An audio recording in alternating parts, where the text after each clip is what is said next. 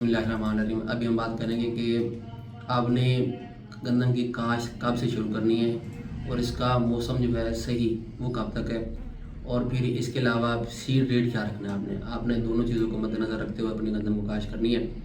तो सबसे बेहतरीन मौसम है ना वो है ये जो नवंबर चल रहा है, ये नवंबर से लेकर 20 नवंबर तक ये सबसे बेस्ट मौसम है, आप इसमें काश्त करें।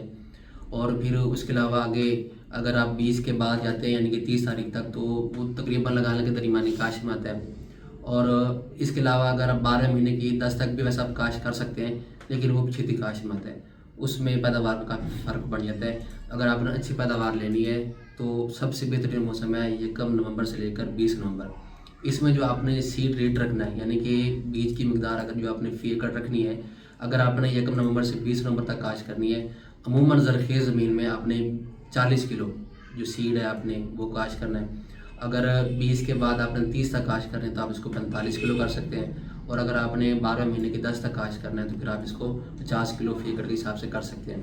लेकिन ये रिकमेंडेशन होती है आमतौर पर ज़रख़ेज़ महरा ज़मीन के लिए, जहाँ पे कोई मसला नहीं बनता, ये वहाँ के लिए होती है। लेकिन अगर आपकी ज़मीन मतलब कि सीड की जमीन जहाँ पे कम होती है, इशू बनता है, बतर का इशू बन जाता है, तो आप इसको अपने हिसाब से एडजस्ट कर सकते हैं। बाज़ दफ़ा मैंने खुद देखा है कि लोग अगर 50 किलो तक काश्त करें तो उनका ना वो गोल का मसला बन जाता है।